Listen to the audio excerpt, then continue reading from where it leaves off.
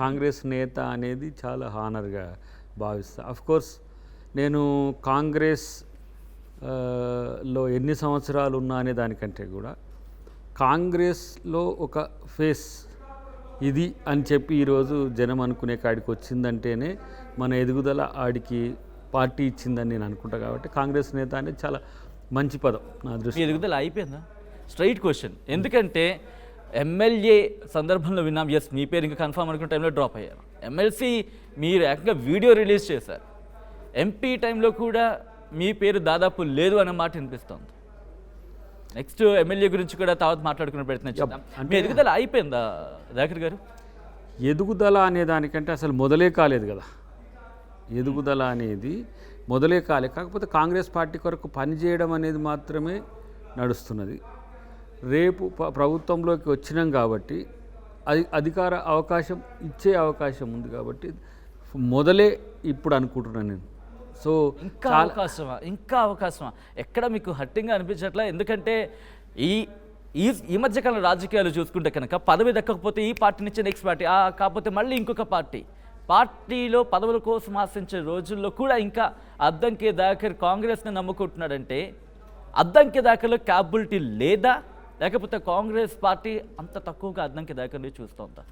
ఏమంటారు? కాంగ్రెస్ పార్టీ ఎప్పుడు తక్కువగా చూడదు. కేపబిలిటీ అనేది మనకు అవకాశం వచ్చినప్పుడు తెలుస్తుంది. నా కేపబిలిటీ అనేది ఏంటనేది ఇంకా ఎక్కడ అధికారం సంబంధించి ఎప్పుడు కూడా లేను కాబట్టి ఈయన గింతేనా అనుకోవడానికి లేదు, ఈయన ఇట్లా చేస్తాడని చెప్పుకోవడానికి కూడా లేదు కదా. ఇప్పటి వరకు నేను కాంగ్రెస్ పార్టీలో ఉన్నా కూడా ఒక ఉద్యమ నాయకుల లెక్క బిహేవ్ చేసి పనిచేయడమే జరిగింది. ఉద్యమ కూడా నేను ఉద్యమం చేయడం జరిగింది. రేపైనా సరే కాంగ్రెస్ పార్టీలో ఉన్నా, అధికారంలో లేకున్నా ఆ ఉద్యమ నేపథ్యం అనేది ఎప్పుడు కూడా నాలో అది కొనసాగుతూనే ఉంటుంది. సో రాజకీయం చేసినా దాన్ని ఒక ఉద్యమంలాగా, దాన్ని ఒక సీరియస్ యాక్టివిజం లాగా చేయడం అనేది నేను చేసే ఒక కొత్త అంశం కూడా ఉంటుంది రేపు. ఎందుకంటే ఏదో మొక్కుబడి రాజకీయాలు చేసినాము, పదవి వచ్చిందంటే వచ్చింది, ఈ 5 సంవత్సరాలు ఉన్నామంటే ఉన్నాం. వాళ్ళ ముద్రలు కాదు కదా, వాళ్ళ ఏమంటాము, వాళ్ళ మొహాలు కూడా కనపడకుండా పోయే రాజకీయాలు ఉంటాయి. కానీ అట్లా కాకుండా తనదైన శైలిలో ఒక మంచి ప్రజాప్రతినిధిగా ఉండే అవకాశం కూడా భవిష్యత్తులో ఉంటుంది నాకు. అది గత 4 నెలల నుంచి, ఎందుకంటే నేను ఇంటర్వ్యూ చేయడం ప్రారంభించిన దగ్గర నుంచి గత 4 నెలల నుంచి విని నాకు కూడా బోరు కొట్టేసింది. నిజం చెప్పండి, మీరు పార్టీలోనే కొనసాగాలని మనస్ఫూర్తిగా అనుకుంటున్నారా? ఎందుకంటే ఇన్ని దెబ్బలు తగిలిన తర్వాత కూడా 100% కాబట్టి 100 చెప్పాల్సి వస్తుంది. 100కి 100% అనే చెప్పాల్సి వస్తుంది. చెప్పాల్సి వస్తే 200% కూడా 1000% కూడా కాంగ్రెస్ పార్టీలోనే ఉండాలి. పార్టీకి నేను అవసరం, నాకు పార్టీ మరింత అవసరం. అంటే నా రాజకీయ జీవితానికి పార్టీ చాలా ముఖ్యం. నాలాంటి వాళ్ళు రేపు పార్టీకి కూడా అవసరం. ఇప్పుడు నాలాంటి వాడు డిఫెక్ట్ అవుతాను, నాలాంటి వాడు పార్టీ వదిలేస్తాను. ముఖ్యం అంటూ కూడా మీకు పార్టీ ముఖ్యం, పార్టీకి మీరు ముఖ్యం అంటూ కూడా నేను అవసరం. ఇక్కడ ఒక క్వశ్చన్ ఏంటంటే, ఎందుకు అద్దంకి దాకర్ కాంగ్రెస్లోనే కంటిన్యూ అవ్వాలనుకుంటున్నారు? ఎందుకంటే వేరే ఆ పార్టీకి వెళ్తే మీరు ఇన్నాళ్ళు సేవ చేస్తున్నారు, ఉద్యమకారుడిగా మీకుంది, అక్కడ పదవి దక్కచ్చు, అక్కడికి ప్రజలు మరింత సేవ చేయొచ్చు, అటువంటి ఆప్షన్ కూడా ఉంది కదా. సో అదెందుకు ఆలోచించట్లేదు అద్దంకి దాకర్? చాలా మన మిత్రులు అడిగిన క్వశ్చన్లకు ఎన్నోసార్లు నేను చెప్పినా కానీ రాజ్యాంగ రాజకీయాలు ఇష్టపడే వాళ్ళు కాంగ్రెస్ పార్టీని ఇష్టపడతారు. రాజ్యాంగేతరనా, వ్యక్తిగతనా, లేకపోతే ఐకానిక్ పాలిటిక్సా, డిక్టేటర్షిప్పా, ఇతరత్ర చాలా పార్టీలు చాలా నేపథ్యాలతో ఉంటాయి. కాంగ్రెస్లో కుటుంబం పాలనే అని అంటారు, మిగతా పార్టీలు కూడా ఈ టీఆర్ఎస్, అక్కడ జగనో, లేకపోతే అక్కడ టీడీపీనో, ఇంకో దగ్గర టీఎంసీనో అట్లా ఉంటాయి. కానీ కాంగ్రెస్ పార్టీకి ఇతర పార్టీలకు ఉండే తేడా ఏంటంటే రాజ్యాంగ రక్షణ, రాజ్యాంగ అమలు, రాజ్యాంగ పరిరక్షణ లక్ష్యంగా ఉంటూ ప్రజాస్వామ్యాన్ని బతికించే పార్టీ కాబట్టి దయాకర్ ఇంకో పార్టీకి పోలేడు కాబట్టి దయాకర్ కాంగ్రెస్లోనే ఉంటాడు. దయాకర్ పోలేడా, లేక దయాకర్కి వెళ్ళడం ఇష్టం లేదా? పోలేడు. ఎందుకు? కాంగ్రెస్ పార్టీ మాత్రమే ఈ దేశంలో ఆ రాజకీయాలు చేయగలదు. రాజకీయం ఇంటర్నల్గా కూడా జరుగుతుందిగా మరి మీ విషయంలో. అది ఇప్పుడు it's my post issue, but politics is not like. కానీ ఇక్కడ మీరు అడుగుతున్నారు కదా, చెప్తున్నా, ఒక కాంగ్రెస్ నేతకే న్యాయం చేయలేని పార్టీ ప్రజలకి న్యాయం చేస్తుంది. కాంగ్రెస్ పార్టీ రేపు నాకు చేసే పదవులు చూస్తే మీరే అప్పుడు జడ్జి చేద్దరు. ఇప్పుడు ఏది నేను ఇప్పుడు దీన్ని అంటే ఏం ఆశిస్తున్నారు నెక్స్ట్ ఏం జరగచ్చు త్యాగం అంటుండ్రు, కానీ దీన్ని ఇక్కడున్న పరిస్థితుల్లో అడ్జస్ట్మెంట్ మోడ్లో ఎక్స్టెన్షన్ అంతే.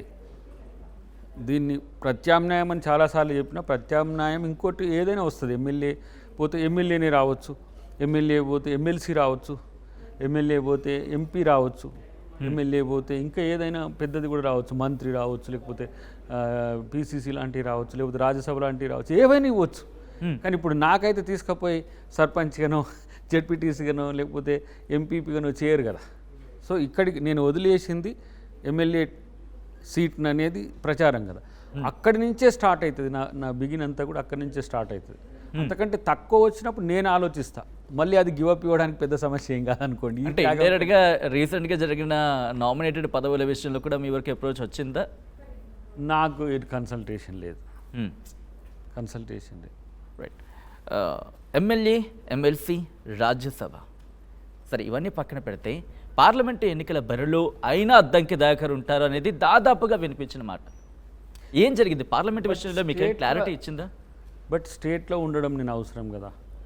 నాకు స్టేట్ ఆమూలాగ్రం మొత్తం అశాంతం తెలిసిన పరిస్థితిలో పవర్ స్టేట్లో వచ్చినప్పుడు నాలాంటి వాళ్ళు ఉండడం వల్ల కనెక్టివిటీ ఎక్కువ ఉంటుంది ఏ రూపంలో ఉన్నా. ఎందుకు అంటే ఉద్యమ నేపథ్యం ఉన్న నాయకులు కానీ, కాంగ్రెస్ రాజకీయాల్లో సుదీర్ఘకాలంగా ఉన్న వాళ్ళు కానీ, ఇతరత్ర ప్రజా సంఘాలు కానీ, పౌర సమాజం కానీ నాతో కనెక్టివిటీ ఎక్కువ ఉంటుంది. నేను ఇక్కడ ఉండడం వల్ల ఎక్కువ పార్టీకి ప్రభుత్వానికి మేలు జరుగుతుంది. నేను జాతీయ స్థాయిలో పోవడం వల్ల నా స్టేచర్ పెరుగుతుంది. పార్టీకి నేను ప్రొటెక్టర్గా కూడా ఇక్కడ ఉండాల్సిన అవసరం ఉంటుంది. అందుకని I'm doing now protecting role also. Means ఇప్పుడు నాలాంటి వాళ్ళు డిఫెక్ట్ అవుతుందంటే కూడా కొంత ఇబ్బందికరమైన పరిస్థితులు వస్తాయి. మీరు అన్న పదం ఉంది కదా, ఇప్పుడు దయాకర్ లాంటి వాళ్ళకి కాంగ్రెస్ పార్టీ ఏం చెయ్యకపోతే ఎట్లా అనే పరిస్థితి వచ్చినప్పుడు చెయ్యకపోతే కూడా దయాకర్ లాంటి వాడు ఉంటుండు పార్టీలో. కాబట్టి ప్రతి వాళ్ళు నన్ను చూసి కానీ ఏంటి నమ్మకం? ఓకే, దయాకర్ అంటే కంప్లీట్గా అడాప్ట్ చేసుకున్నాడు, ఎందుకంటే అప్పటి నుంచి ఉన్నారు, వెల్ అండ్ ఫైన్. కానీ రీసెంట్గా వచ్చే వాళ్ళకి మీరు ఇన్నాళ్ళు కొన్ని సందర్భాల్లో అయితే మాత్రం దుమ్మెత్తిపోతారని చెప్పుకోవాలి బీఆర్ఎస్ మీద. సో అటువంటి బీఆర్ఎస్ నుంచి వచ్చిన నాయకుల్ని చేర్చుకుని వెంటనే టికెట్ ఇచ్చేస్తున్నారుగా. ఇప్పుడు అప్పుడు అక్కడ కాంగ్రెస్ నేతలు కావచ్చు, లేకపోతే అక్కడ ఆసభలు కావచ్చు, ఖత్తర్ కాంగ్రెస్కి సంబంధించిన వాళ్ళకి సంబంధించి అక్కడ వాళ్ళకి కాస్త ఎదురు దెబ్బే కాదు. ఇప్పుడు పార్టీ సస్టైనబిలిటీ అనేది కూడా ఇంపార్టెంట్ కూడా. సస్టైనబిలిటీ అంటే మీన్స్ ఏదో 64+1 లేకపోతే 70, 75 ఇది కాదు.